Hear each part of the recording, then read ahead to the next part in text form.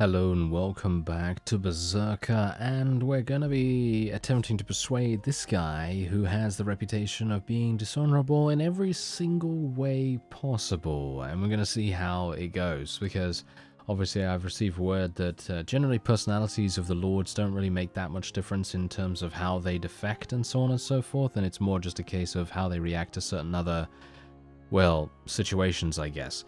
Anyway, let's hope that he's gonna be okay. If we can even charm him to begin with. Oh, there we go, 62% chance already, not too bad. And if we can get him, it's going to be a pretty significant push towards winning in the battle against the Vlandians, because obviously in the previous episode they literally just declared war against us. And now we're at war against so many people, I've kind of lost count. Yeah, we're kind of at war against what is it, 5? Yeah, I think it's 5 factions now, which is actually hilarious. Anyway, let's take a look. Okay, how much does he want? He actually wants 42,000. That's a pretty significant amount of cash. I'm just going to give him the flat 42, and I'm hopeful that he's going to bring over something really, really fun.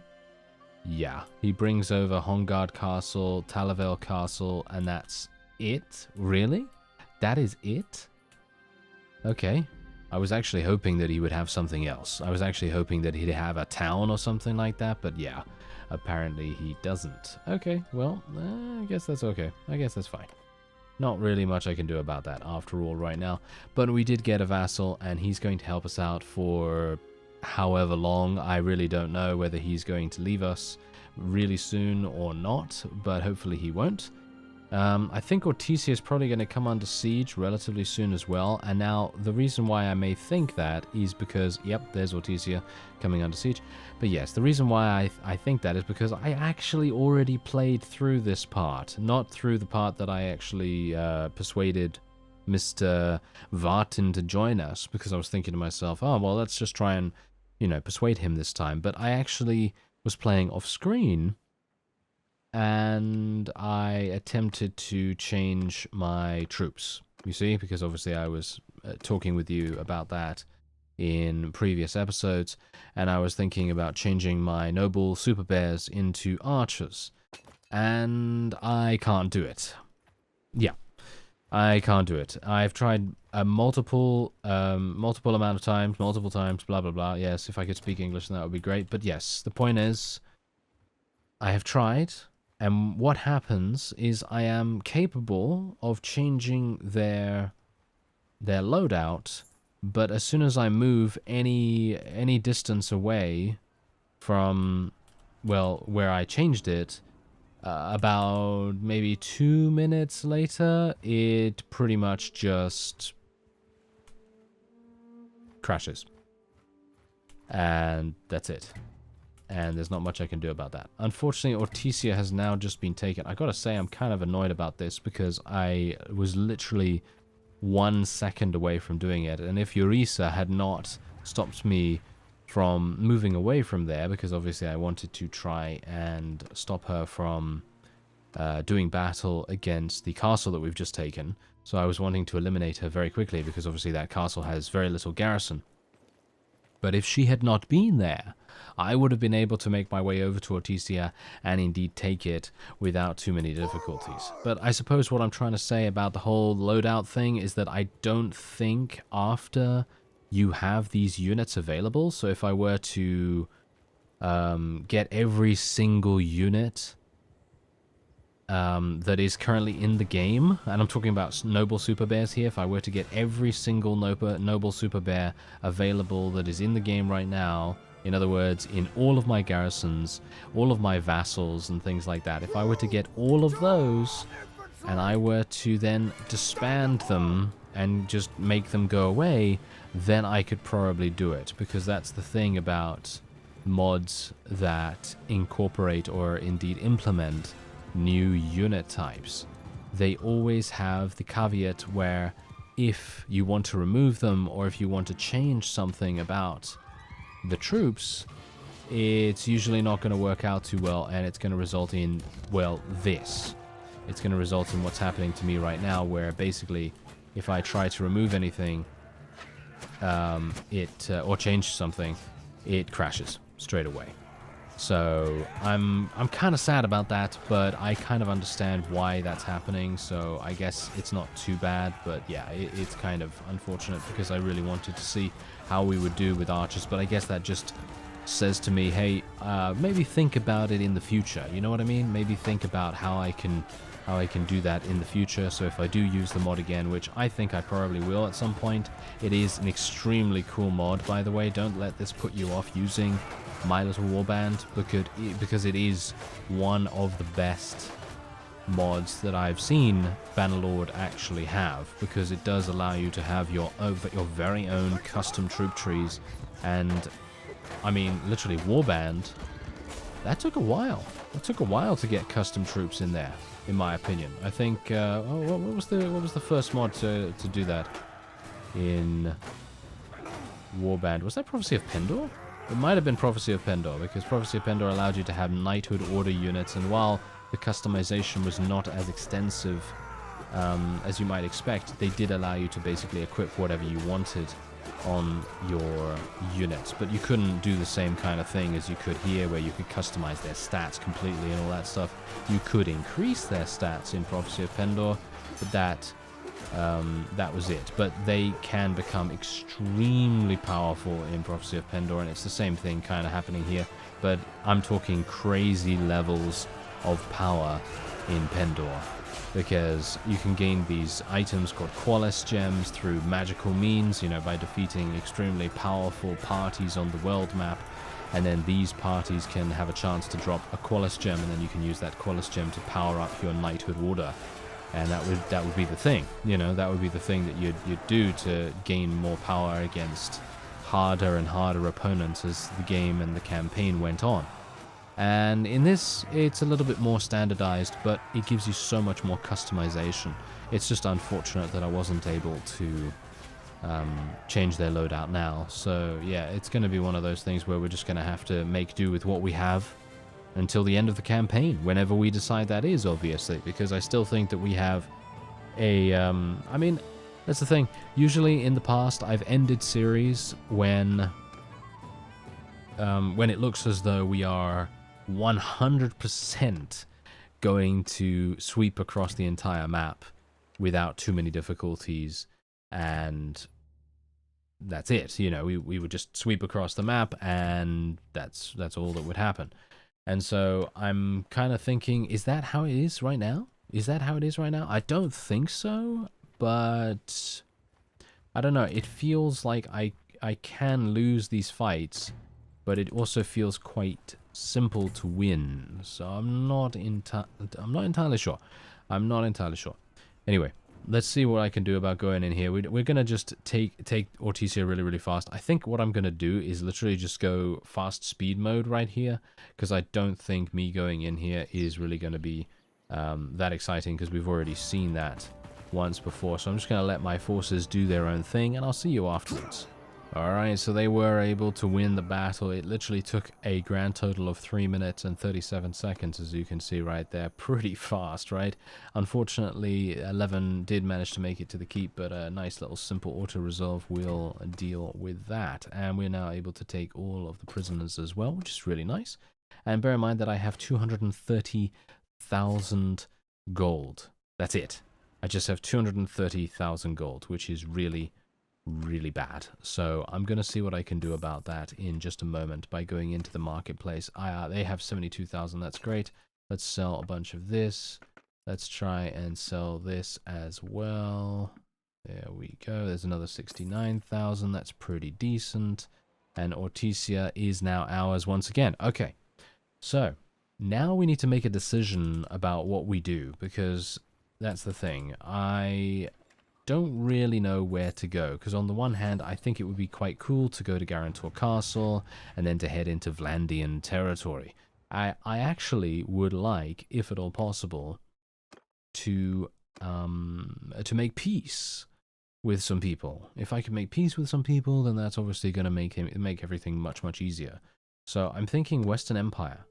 Yes, we're going to receive 1,300. Okay, yes, I'm very happy with this. Let's make peace. There we go. And we're going to release a bunch of people, which I don't really care about in the end anyway, because releasing them is always a good idea. We're going to pay 2,000 to the Aserai, pay 3,500, pay 580. Yeah, so against all of these, we're pretty fine with what we're doing. I'm actually going to go defensive against the Southern Empire and the Northern Empire, and I'm going to go defensive against the Aserai, and we're going to go offensive against the Vlandians. I'm going to see what happens when I change my strategy, because I don't want to just leave myself staying on balance the whole time. I feel like that might get a little bit tiresome, so we're going to see how that goes, and maybe we're just going to get more results as a result of our, you know, more audacious action, shall we say. So hopefully we're going to get that.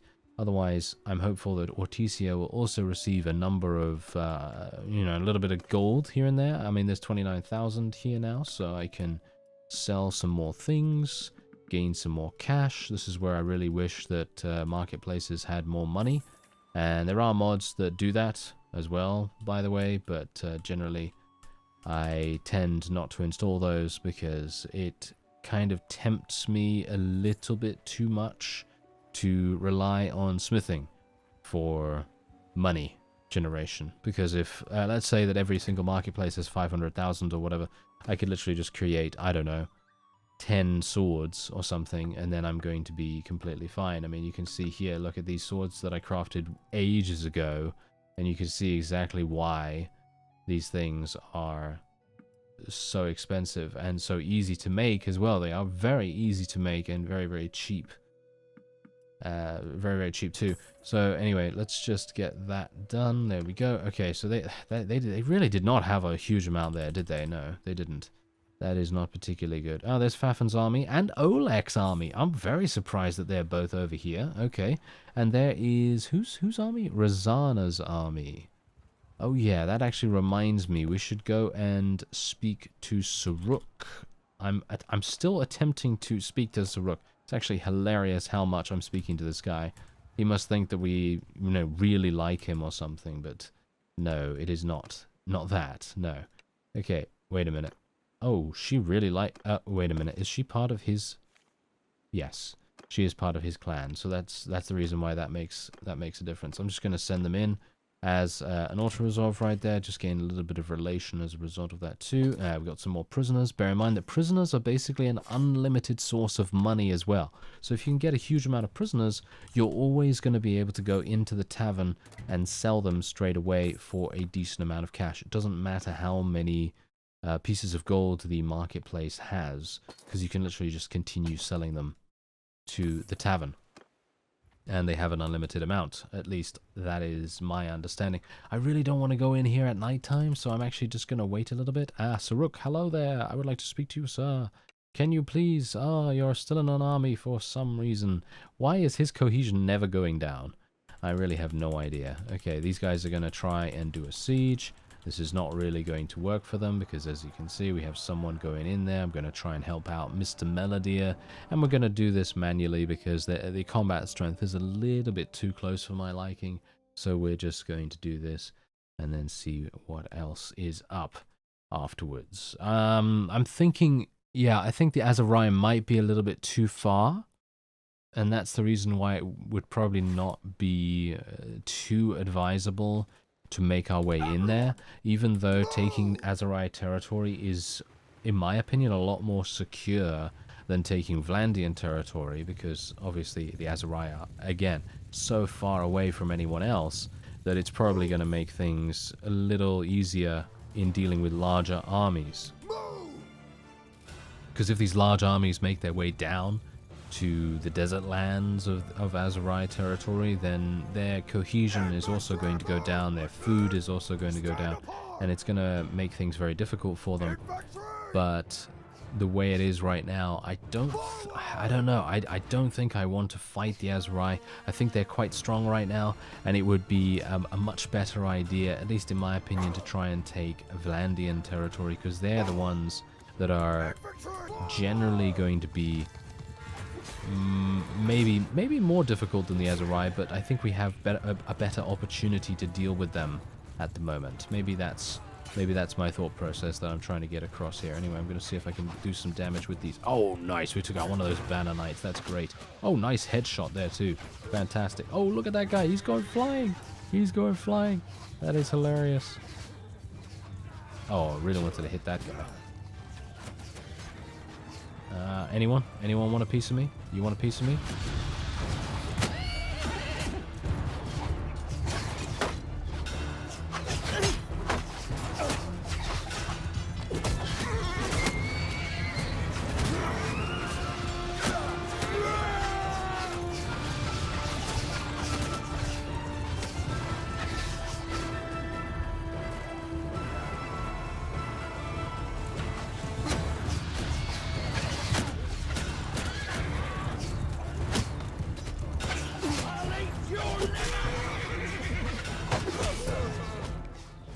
And this is exactly the reason why I personally feel like the Vlandians are quite tricky to deal with. Although I then think to myself, well, the Aserai do have some very, very good horse archers.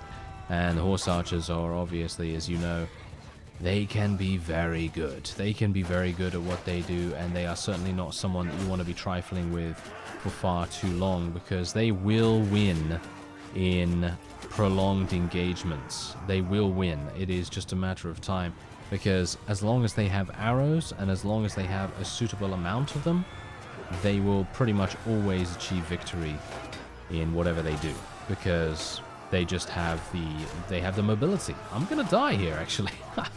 No, no, no. Come on. We can survive this.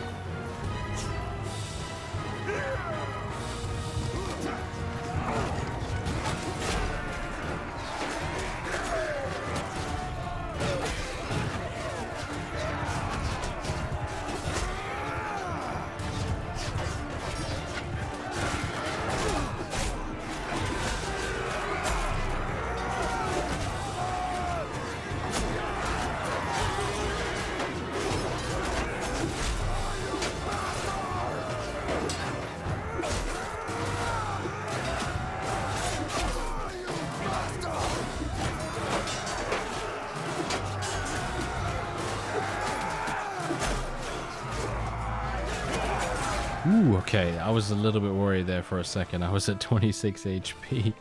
In the end, that was pretty crazy. Okay, we ended up losing only 2 units. Yeah, you know the reason for that? Our thrown weapons. Our thrown weapons very, very handily keep people away from us, and if they do come close, they just get absolutely destroyed really, really fast.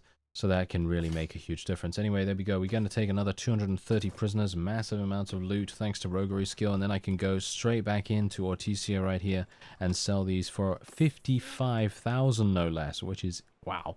That's actually a lot more than we have usually gained, amusingly enough. Not entirely sure why that is the case now for some reason, but there you go. All right, I'm happy with that. And let's just sell all of these. There we go. Not too bad. And now we will make our way on to Garontor Castle, or at least I think that would probably be a good idea. I mean, I'm currently very low in HP, so maybe it's not the best idea, but we kind of have to continue moving onward. If we don't, then things are going to go bad. But seems like someone has actually decided to... Oh, wow, there's a huge amount of besieging going on at the moment as well. Yeah, that's pretty significant, actually. To think about that right now, that means that there are 3 Vlandian fiefs that are currently under siege. That is due to our offensive strategy and prioritized commands. So that's really, really cool in my opinion. And I'm actually just going to allow my forces just to go straight up in there because there are not too many people in the garrison here, and I think that generally just going fast forward and getting this done as soon as possible would probably be the best way to go. And then we're going to go into the next one, and we'll probably do that one manually because I highly suspect that Garontor Castle has basically no units inside it for some unknown reason, but I would assume it's probably because it's a border castle rather than something that's a little bit deeper into the territory. So it's more likely to be completely left alone pretty much, and I mean left alone by the allied forces, that is, and it's gonna have a very small garrison as a result because it's gonna get picked on much more often than if it was deeper in home territory at least. So that's my thought process behind it at least. Oh, well, look at that, 6,800, that's nothing. That is seriously nothing at all. How dare you? How dare you give me such a small amount? Oh well, never mind. Thankfully, Ortysia is getting money back pretty quickly, so I'm quite happy with that, because we're now able to get a suitable amount of cash back too.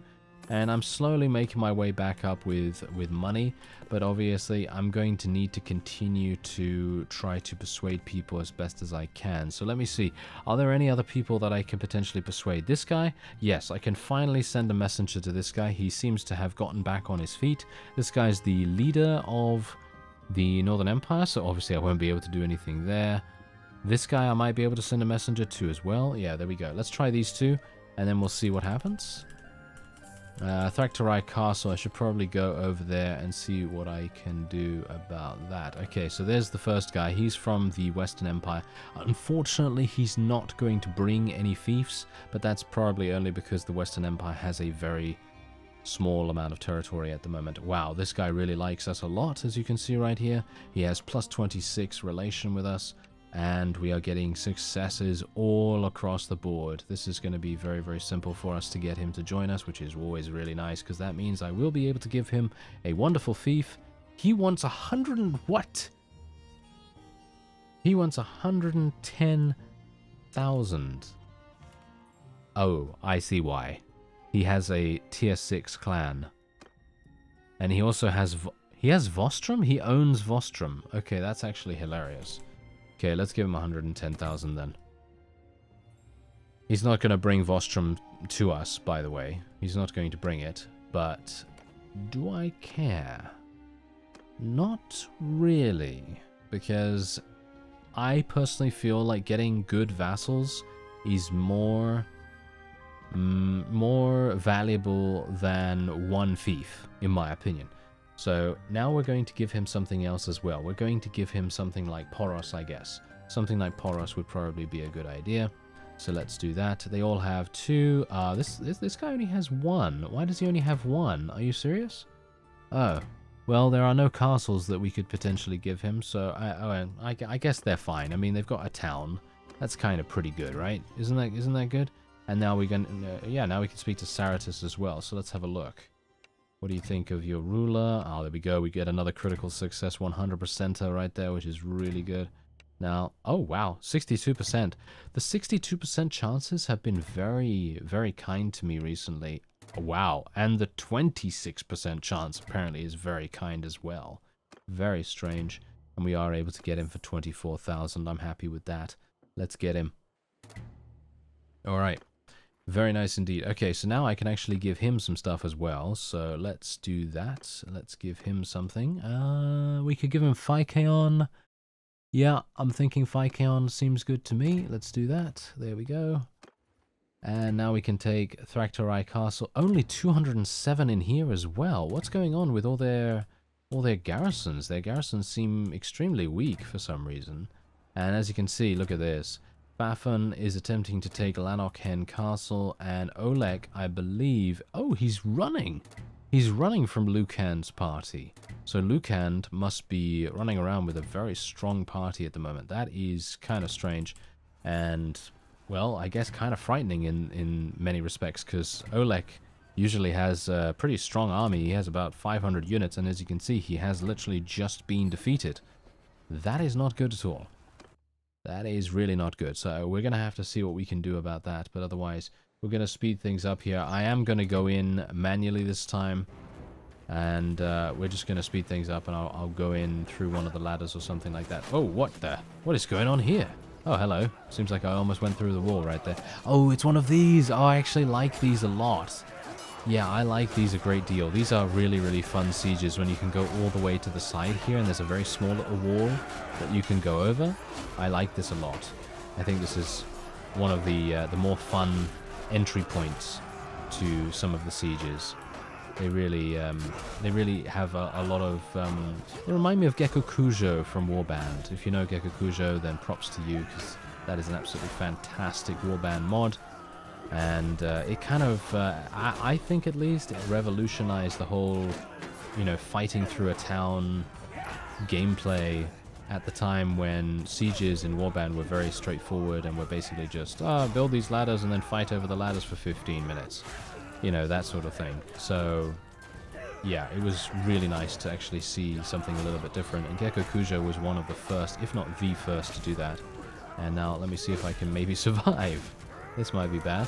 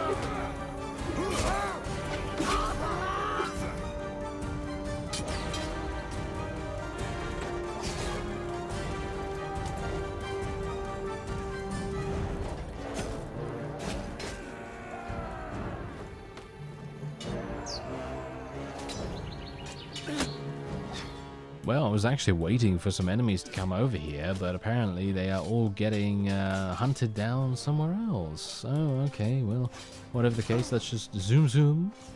And that is indeed a victory for us. Okay, so we're going to auto-resolve the final little bit here. As we know, that's pretty simple. And then we can hopefully give this to someone as well, and a good amount of prisoners too. I can only hope that actually some of their garrisons have some decent decent units inside, because these guys really don't sell for a huge amount. Someone said I have a bad herd bonus. Yeah, that is true. I do have a pretty bad herd penalty at the moment, so I'm going to need to do something about that. I don't know why that is. It's probably because I'm looting so many horses, thanks to roguery skill. That is the thing, I believe. Anyway, let's have a look, see if we can do a vote here. This guy's going to get this castle. I'm just going to go for the majority for the most part, or if people have decent support from people.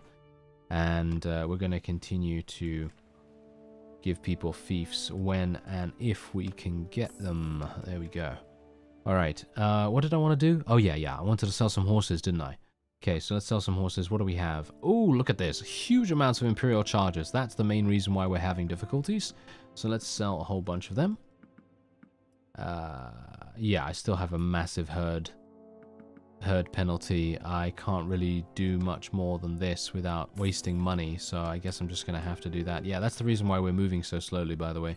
Thanks for letting me know about that, because I generally, at this point in the game at least, I generally tend to forget about that kind of stuff. And I really do need to keep an eye on it, because it's making me move much too slowly, in my opinion. And we need to move much faster to get to places in time.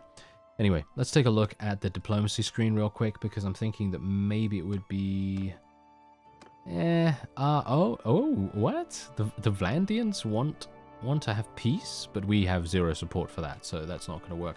They would pay us 760 per day, which is, in my opinion, completely useless. But, you know, generally, that's okay. You know, that's a decent amount. Okay, so now that we have gained some more clans, let's see if we have anyone else that we can potentially persuade. What about this guy?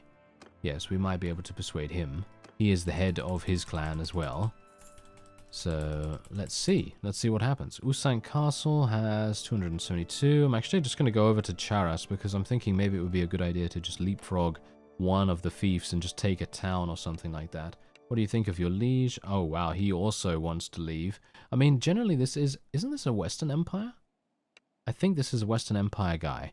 So it might very well make sense for him to leave. I am one chance away, though, from failing this. Nope, never mind. 100% chance critical success. Oh, yeah, there you go. Okay, so let's see. How much does he want? He only wants 19,000. All right, take it. Take it, sir. And he doesn't come with anything, does he? He doesn't come with any fiefs. No, he comes with no fiefs. Okay, so let's see. I don't really want to give him Omor if I can help it. Giving him Amatatis would probably make the most sense, because that's 450 defenders. That's a huge amount of people, but I don't know what they actually have in there, if you know what I mean. So I'm actually going to give him Jarmaris, because that is indeed closer to where I am at the moment, and it might make more sense for him geographically. Anyway, that's going to be it for this episode. As you can see, this is what's currently going on the map, and look at, oh, the Azurai. Look at the Azurai on the right side there. They are completely eating up the Crusade right now. That's kind of interesting. Anyway, I thank you very much for watching, and I'll see you next time.